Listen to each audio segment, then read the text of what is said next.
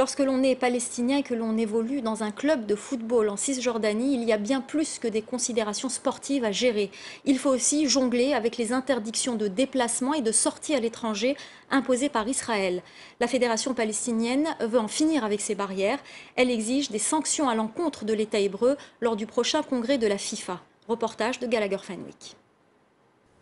Sur fond de colonie, l'équipe de Palestine reprend l'entraînement pour se préparer au match de qualification pour la prochaine Coupe du Monde. Les joueurs et les dirigeants se plaignent tous du fait qu'Israël les empêche régulièrement de jouer librement sur leur terre.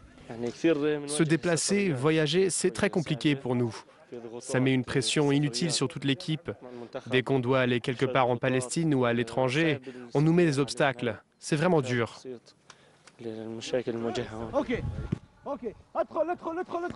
Les Israéliens contrôlent tous les points d'accès à la Cisjordanie. L'entraîneur franco-algérien raconte qu'il est souvent retenu lorsqu'il atterrit à Tel Aviv. Une fois, j'ai passé 8 heures de garde à vue avec des interrogatoires un peu, moi je dirais débiles, quoi. Le président de la Fédération palestinienne de football veut que la puissance occupante soit sanctionnée.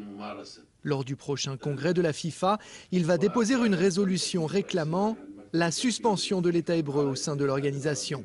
Sepp Blatter, l'homme à la tête de l'organe qui régit le football mondial, s'est dit opposé à cette démarche, mais Djibril Rajoub persiste.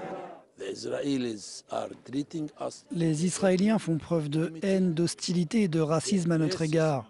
Il est temps pour la communauté internationale de leur adresser un carton rouge. Dans le document qu'ils comptent soumettre, les officiels palestiniens accusent également 5 équipes israéliennes d'enfreindre les statuts de la FIFA. Ici, l'un des clubs visés par la procédure. Ces joueurs participent au championnat de l'État hébreu alors qu'ils s'entraînent et jouent des matchs dans une colonie en Cisjordanie.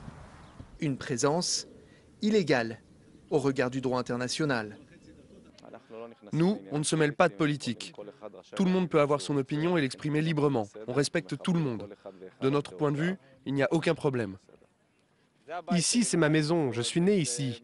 Cet endroit fait partie de l'État d'Israël et c'est tout.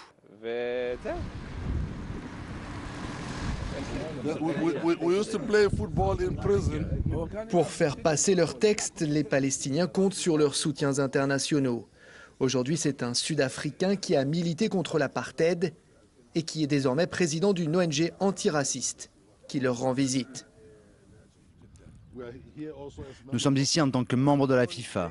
Nous sommes ici pour constater les problèmes de racisme et de discrimination dont vous souffrez à cause des Israéliens. Pour être approuvée, la résolution palestinienne a besoin de recueillir les voix d'une majorité aux 3/4 des 209 membres de la FIFA.